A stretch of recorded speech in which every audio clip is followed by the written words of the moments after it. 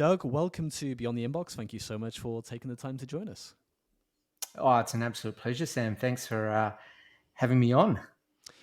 I want to start by asking you to tell us about how you and your wife started Crochet Surprise and grew it to be one of the biggest Crochet subscription boxes in the US. Yeah, great question. So, a few years ago, one day, my wife and I were sitting on a couch, and we were just we really wanted to get into ecom, and we just thought of different ideas. And one day, yeah, it just hit upon us that because my wife loves crocheting, it's her passion. I'm more the marketing tech guy, so we thought, well, why don't we bring it together? And at that period of time, there was like no crochet subscription boxes. And so, yeah, we literally were one of the first to launch. And that brought some challenges. As you know, when you're first to market, you've got to educate the market. So a lot of our marketing was just educating what is a crochet subscription box. But then we had competitors come on, and then that helped educate the market, and it made it easier for us. So yeah, we grew it to be one of the largest crochet subscription boxes in the US. So pretty proud of that. So let's dig into that a little more. You and I were talking in our pre interview and we talked about Facebook ads. I want to ask you, Yes. how did you use Facebook ads as your primary acquisition channel for customers? And what creative strategies did you use to capture people's attention in the beginning? Yeah, that's a great question, Sam. So nowadays, a lot of the a lot of Facebook ad experts and a lot of the narrative is around doing very good creatives on your ads. And when we ran our Facebook ads, this is going back 2016, 17. We were doing awesome creatives then. So even before it became like the buzzword now. And underneath it, it's the same marketing principle. It's the fact that people are looking through their Facebook feed, they're scrolling, and you just need something that really captures their attention, something that just forces them to stop, have a look at your product, and something that channels that desire that they have internally to go, hey, I've got to check this out. And so what we did was we had a stop motion video. So stop motion is like literally our box being opened up in real time, but in slowed down. And yeah, we literally found another guy who we'd become friends with on another subscription box Facebook group who kind of posted a similar video that he'd done of his subscription box. And we reached out to him and said, hey, do you mind doing one for us? And he's such a nice guy. He wanted to do it for free, but we're like, no, got to give you some money because, we appreciate your time. And yeah, thankfully he did it. And by running that ad, I literally had that same creative for like almost a whole year because it was performing that well. Um, Things are obviously a little bit different now, but back then, and I suppose you could still get away with it depending on how good your creative is. Yeah, it was literally just a stop motion video of the box being opened. Who or what was informing your marketing in the beginning? Was there anyone in particular that influenced how you thought about some of these ideas? Oh, that's such a good question. Truthfully, I think we kind of just discussed it together. So the way that my wife works, she's our target market. She's female, older generation, 40 to 60. So she was our perfect target market. So I think it was just a combination because your ideal customer profile is actually the business owner as well. We kind of just brainstormed that idea, and yeah, we weren't really influenced by anyone at the time, but we kind of stumbled upon it, so to speak, together. I know you're a Drip customer, and I wanted to ask you about your experience using Drip to grow your email list. Tell me more about that. Oh yeah, Drip's been so influential. So when we installed our email flows with Drip, we've set up about 8 automated campaigns using Drip, and our broadcast campaigns are as well go through Drip. So our post-purchase campaigns, cart abandonment, we've got a series called Buy or Die series, exit intent, browser abandonment. Like we've got all these flows, customer win back, all set up with Drip. And I think the thing that made it really easy with Drip, because I've used a lot of email marketing programs, like I've used MailChimp, I've used ActiveCampaign, you've named it, I pretty much use them all. but I settled on Drip because it's just the UI is just really, really easy to use. Like you can set up on your email series, I want to send this campaign this many days later, this campaign, this many days later, this campaign, workflows, super easy. Yeah, highly recommend it. So let's dig into this a little bit more. Someone, say, clicks on a Facebook ad, they land on the website. Are you inviting them to join your email list straight away, or are you pushing for a one time sale? What does that customer lifecycle look like? Yeah, so we like through every like so a lot of people at the time we were reading, a lot of people say, do a lead magnet, collect the email address, or never send traffic to a product page, maybe send them to like a something small and then get them to upsell later.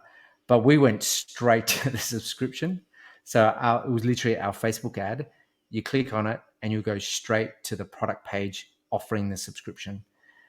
Uh, and literally, we had so many. I think our cost of customer acquisition came out to 15 US dollars per customer. So we require them at 15 for a subscription product to cold traffic, which was insane.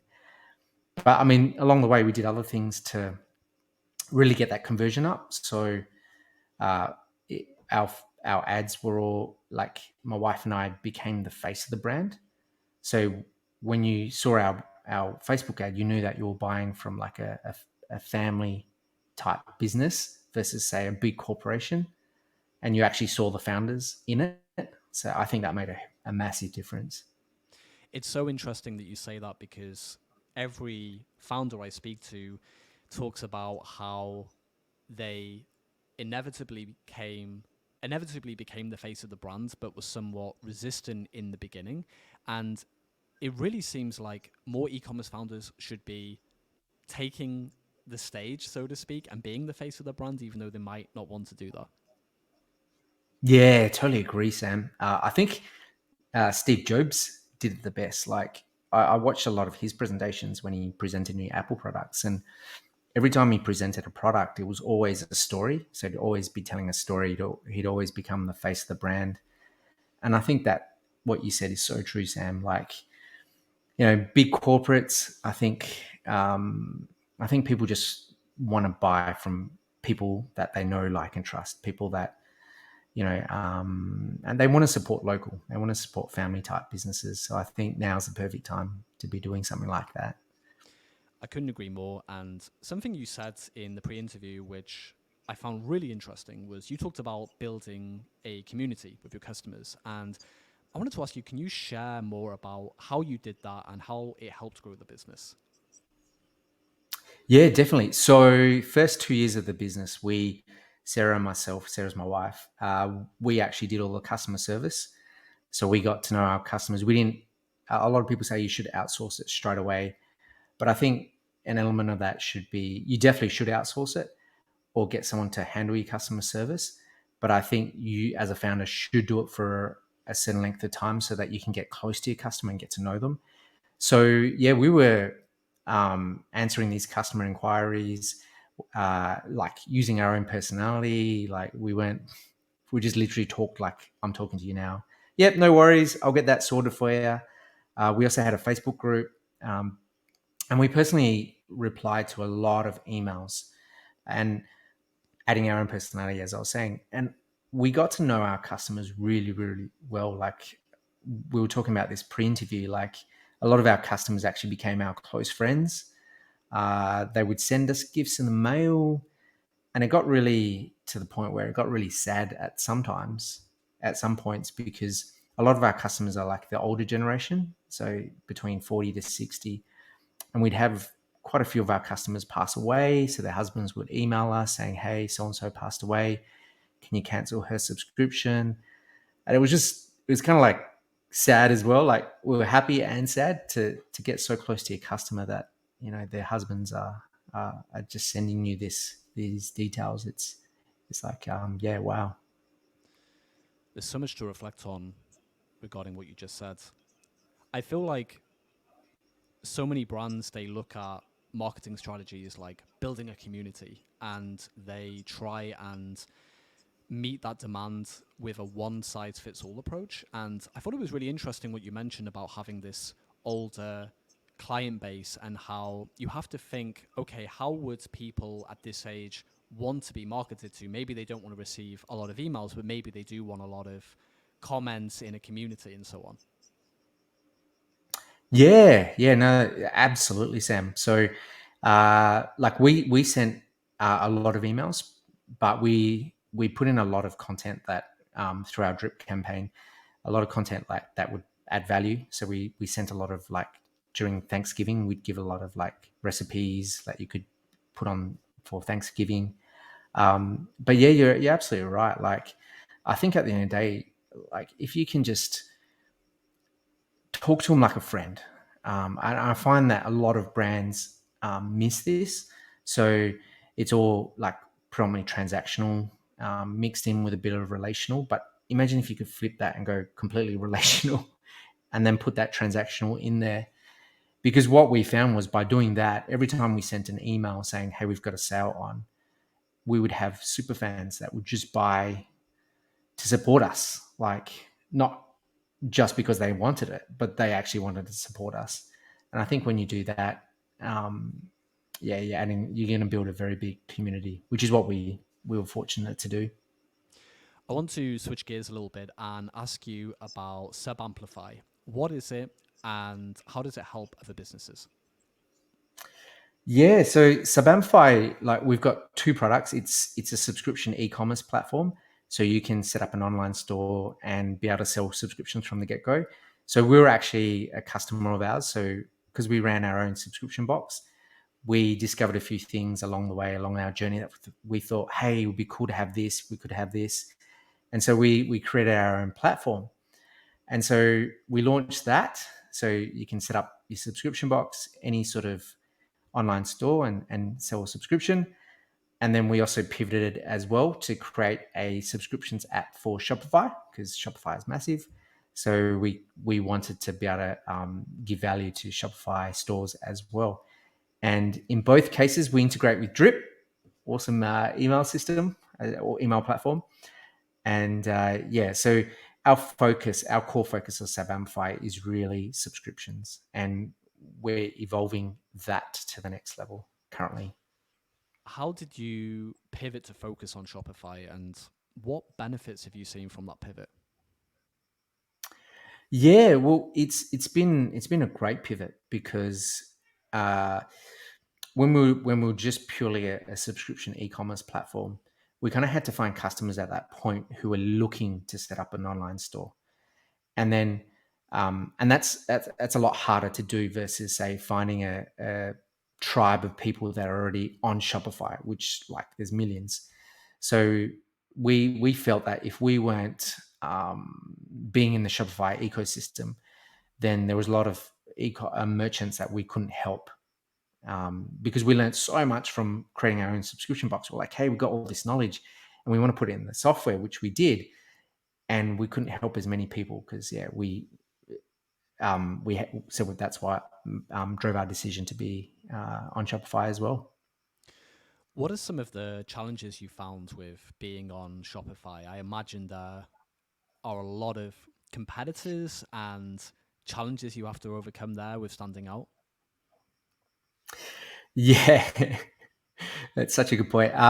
It's not easy because there are a lot of competitors. I think I read the stats like 5 years ago, the Shopify app system had like, I think 2 or 3 thousand apps.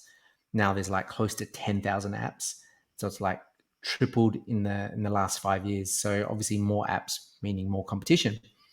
So that's one thing we've dealt with.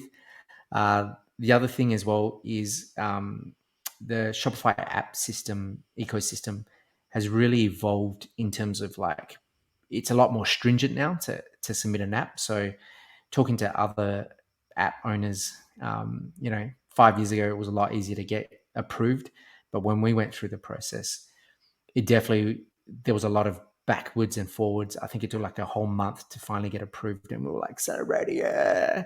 My wife and I and our co-founder, we had a glass of wine just to celebrate because a very stringent process. So we're stoked to have gone past that.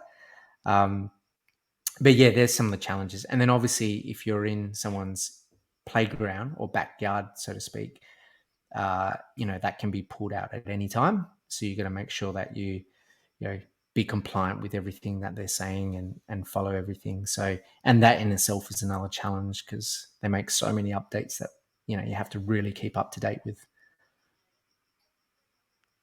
Yeah, it's an interesting one. I remember back before Drip acquired Sleeknote. Sleeknote was also in the process of developing a Shopify app. And like you said, there's so much back and forth with getting it approved. One thing I would love to ask you about is how are you driving reviews for the app? Because I know Shopify are very strict with how you ask for those reviews, and you can incentivize, but you have to be very careful how you word it. And I know that's a challenge for a lot of companies. It's a challenge for Drip as well. And I'm curious how you're overcoming that challenge. Yeah. So what we've done is we've kind of taken the same approach that we did with our subscription box in terms of a lot of our customers that use our Shopify app. I'm actually connected to on Facebook and I talk directly with. So it's a lot easier to ask someone directly, hey buddy, can you do us a favor and write a review for us? So we've kind of done that approach. And then obviously using Drip to email everyone to say, hey, uh, after 45 days, they get an automated email from our Drip series to say, can you help us out and send us or do us a review? So they're kind of like the two major approaches. We're kind of a bit more on the cautious approach, like you mentioned, Sam. Like we try not to incentivize too much because I've seen, especially like not just in Shopify, but in other companies like AppSumo, where companies incentivize their users to give them a AppSumo review, and I've seen that gone completely haywire and gone backwards and ruin their brand. So I've kind of been a bit more cautious with that. So yeah, we don't really offer an incentive, but we just try and get close to our customer and ask them politely. How do you balance your marketing for the two brands? Is everything running nicely and you're simply optimizing as and when is needed, or are you thinking in terms of projects and things you need to ship? What does that process look like for you? Ooh, two different complete mindsets, to be honest. So doing a physical product versus creating software. Oh my gosh, like two different mindsets. So I'll start with the product, the physical product. So physical product, we deal with so many different things. Like during COVID, USPS, who we use in the US to ship our boxes, like 10,000 of their staff got COVID. So boxes were arriving late. Christmas is usually our very, very busy period. A lot of people buy boxes for their crochet surprise boxes for their family and friends. And so when it doesn't arrive by Christmas, they're really, really upset. And we feel that. So doing a physical product, we've kind of got to work on those sort of logistics. And in terms of marketing, the biggest thing, the biggest driver I feel in terms of ecom and physical products is email marketing. I don't think you can get any more bang for buck than email marketing, to be honest. So our whole focus is on that predominantly. So that's like writing campaigns during like certain periods of the year, like Mother's Day, Black Friday, Cyber Monday, Thanksgiving, and putting campaigns around that. So we try and pre-plan that out. And then obviously we got Facebook ads and then the organic type marketing. So doing posts and all that sort of stuff, which Sarah mainly handles. She's the domain expert, so she understands our target market in that. And then software, my gosh, bugs, being the product owner as well, working out how things work from a technical viewpoint, getting our message out there. Uh, Not so much on the email marketing with our software, uh, purely because the scale that we're working at the moment is a lot different. Because you can send a lot of Facebook ads to a physical product, but it's very different to use Facebook ads and paid ads to a software product. Very, very different. Uh, bit more of a different buying cycle. So yeah, in answer to your question, Sam, I think we two different kind of sides of marketing, but we try and plan out as much as we can. But we're not perfect, so we some of it is quite. We're doing it as we're going. You have a small team and you're doing so much. How do you manage everything between the team? Yeah, well, thankfully for our software, I've got a co-founder, Tom. A massive shout out to Tom. So I'm technical as well, but I've let him run with all the technical side so that I can just focus promptly on the marketing. So that helps a lot. I think it's very hard when you have to do the technical and the marketing and everything else. So being able to delineate those two tasks is a huge benefit. And then on the physical product side, I've got my wife. So she handles all the logistics and being able to work out the patterns that go in the box every month, and then I can work on the marketing. And funny enough, a lot of our so our customer service is handled by customers who have loved our product, and we've just asked them to be our customer service reps. And then some of the stuff that's in our box is sorted by more of our customers. So yeah, we kind of just do more with less, right? Kind of just use what we've got and leverage it. It's so interesting talking about recruiting customers to do customer service. I've heard that before. I heard a story from Aaron Powell, who founded Bunch Bikes. He was on the US version of Dragon's Den, and he was talking about how he went to one of his best customers and practically begged her to take on the customer service role, if I recall correctly. And I find it so interesting because it's so difficult for founders, especially, to delegate that responsibility. But I'm guessing the second best person to do that is probably your best customers. Yeah, yeah. I actually listened to that podcast interview. Oh, Uh, cool. yeah. I really enjoyed listening to that one. And yeah, he's spot on. Like, um, if you can make them raving fans, like our customers, we treat them like gold. Like I go on these Facebook groups with other ecom store owners, and it's really interesting hearing some of the questions they post and stuff like. And we did this differently, and it goes back to what you were saying, Sam. Like I remember reading the other day about an ecom store owner who was saying, uh, this customer of mine purchased a subscription, then she cancelled it, and she's asking for a refund, even though like with a subscription box you have cutoff dates, and she went past the cutoff date. What shall I do? And sending different questions like that. For us, if they've cancelled and we haven't sent the box out yet, and provided there's enough notice, like it's not like the day before we ship your box, you've given us enough notice, we just cancel and refund. We don't stress about, oh, should we refund or not? Should we go back and forth over 20 million emails, which costs you time? It just doesn't, it just doesn't, it just never gave us a second thought about it. We just refunded, said, thank you. We really appreciate you. And then by doing that, we've had so many customers who cancel and then come back, or they'll buy a gift during Christmas for their family or their friends. Um, yeah, I think at the end of the day, it just all evens out, right? You refund some, and it all comes back. It's so interesting. I always remember listening to this Dan Kennedy audio, and he was talking about how he always would refund regardless, because especially with the internet, the last thing you want is somebody writing a bad review. We live in a world now where someone will leave a 1-star Amazon review because the box the product arrived in was dented and whatnot. So I love that you have that philosophy around refunding regardless, and it's certainly something a lot more e-commerce founders would benefit from. Yeah, and I love Dan Kennedy. I think I've read a lot of his books, so I think he's the grandfather of copywriting, Yep, absolutely, and internet marketing. it's hard to disagree with Dan. So yeah, I think it's definitely a good learning.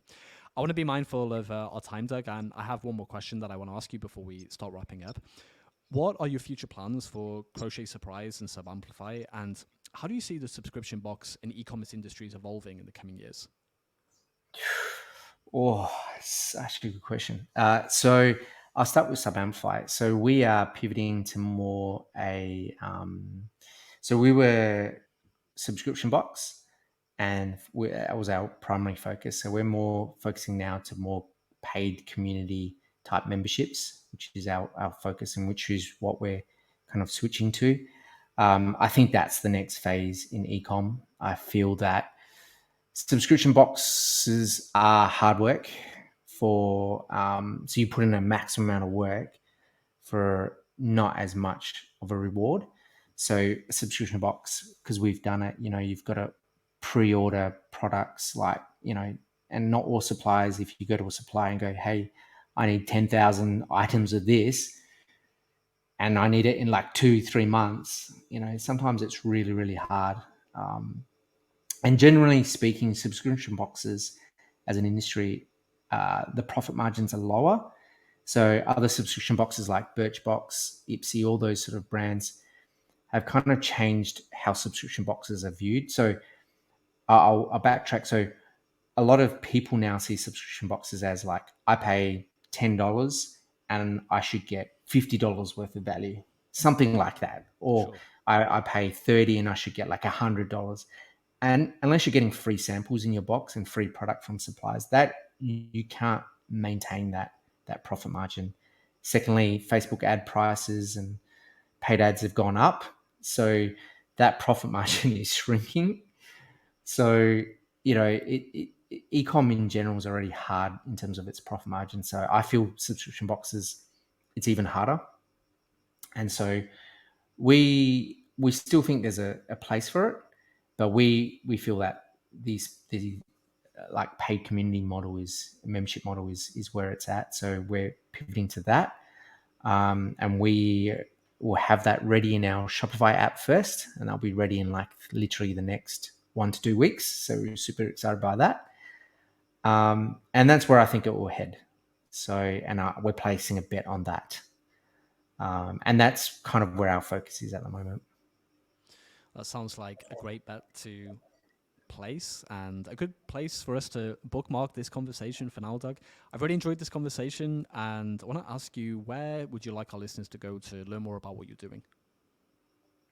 Yeah, so if you head over to www.subamplify.com, you can check out our website, or my personal email is douglas@subamplify.com, or you can find me on LinkedIn just by typing Douglas Lim, and send through a message and I will connect with you. Perfect. Well, Doug, I want to thank you again for taking the time to join us today, and all the best in the future with Crochet Surprise and Sub Amplify and everything else that you're doing in between. Yeah, thank you, Sam. It was an absolute honor to be on this interview.